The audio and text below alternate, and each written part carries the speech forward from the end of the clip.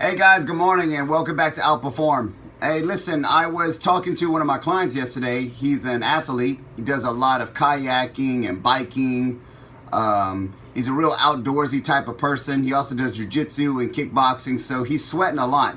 And his health is very important to him. He's lost over 100 pounds. He exercises a lot as far as like in the gym. We're working out with weights, so he's an all-around active guy. But of course, naturally, he went to his doctor for a normal health checkup, and they told him that he needed to watch his salt intake.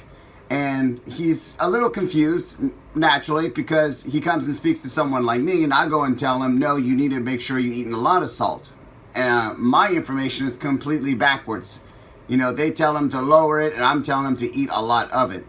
And there's a reason for that. Their reasoning for lowering salt intake is very accurate. Their studies and things that they have done is on table salt. And table salt is not the same as the type of salt I'm telling people to take. I recommend Himalayan pink sea salt as your #1 option, or a Celtic salt. I always go for a sea salt, and I do not want a refined sea salt, because a refined sea salt ends up being just like table salt. So let's dive into this a little bit more and talk about the difference between table salt and sea salt, and why I recommend it, and why you see the medical profession tell you to lower your salt intake. So salt has earned a bad reputation in the past few years, but at the same time, salt has also become pretty important. It's also been cool, and now it's the thing to get sea salt and this and that, but I don't think a lot of people understand the differences between it. So humans are made up about 72% water and about 28% minerals and organic material, things like that. So there's two different types of, I guess you could say, oceans that are held inside of our cells of our body.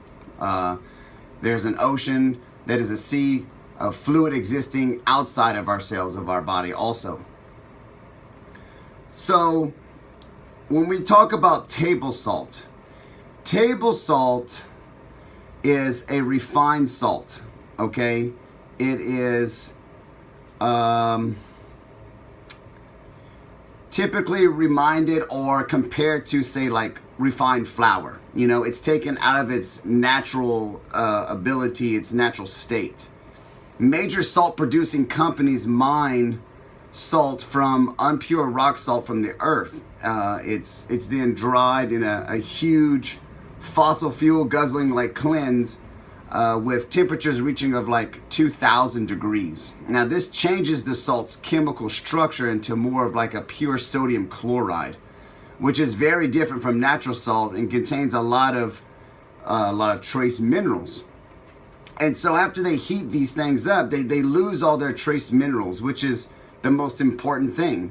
And then the worst part after that is what they do is, after stripping it out, they add synthetic iodine, and then they also add anti-caking agents. It's also been shown that they add fluoride. Now, you've heard things about fluoride being good for your teeth and so on, but if fluoride's in your toothpaste, and fluoride's in your salt, and fluoride's in your drinking water, I mean, what's the difference? I mean, how many times are you going to put it in everything? It gets out of hand. They also put anti-caking agents, and there is close to like 18 to 20 different types of caking agents they use.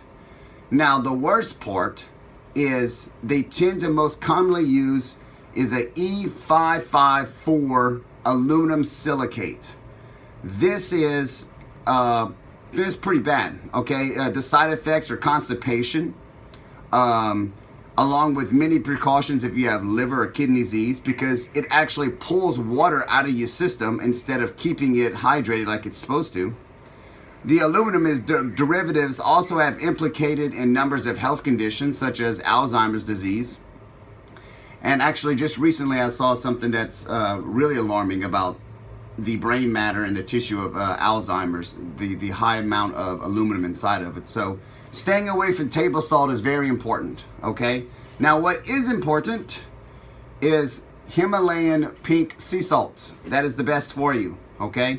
This salt is amazing, and what they do is They mine it from the sea and they let it naturally evaporate. That is your number one way of getting all the minerals. It's been shown that Himalayan sea salt has up to most 84 different types of trace minerals that our body needs. Okay? And so when you have basically all negative side effects from table salt, and I'm not even sure if there's a positive side effect, to be honest with you. I've done my research and I can't remember one. But let's just look at the positive researches of Himalayan pink sea salt. One, it regulates water content throughout the body. It regulates blood pressure with sufficient water and potassium intake. It promotes vascular health. It can support your libido. It can regulate your sleep, promote healthy pH balance in your cells, particularly your brain cells, promote blood sugar and help reduce the signs of aging, assist in the generation of hydroelectric energy in cells in your body, absorb food particles through your intestinal tract, support respiratory health, promote sinus health, prevent muscle cramps, promote bone strength, and actually help regulate your sleep. So as you can see, pink Himalayan sea salt is extremely important for you. If you're a normal person, salt your food lightly. But if you're a very active person, especially if you're someone that's watching this video, you're most likely big into jiu-jitsu, martial arts, you like to work out, you're into CrossFit, anything like that, you're outdoors, you're sweating, it's important that you do use salt. And don't feel like, oh, I can't use too much, I'm gonna gain too much weight or salt bloats me. That's the MSG and the synthetic salts that you're used to. Pink Himalayan sea salt and Celtic salts, things like that, don't bloat you. Sure, if you eat enough of it, you gain a little bit of water weight, but it's more positive than negative. So enjoy your salt your food, and have a great day.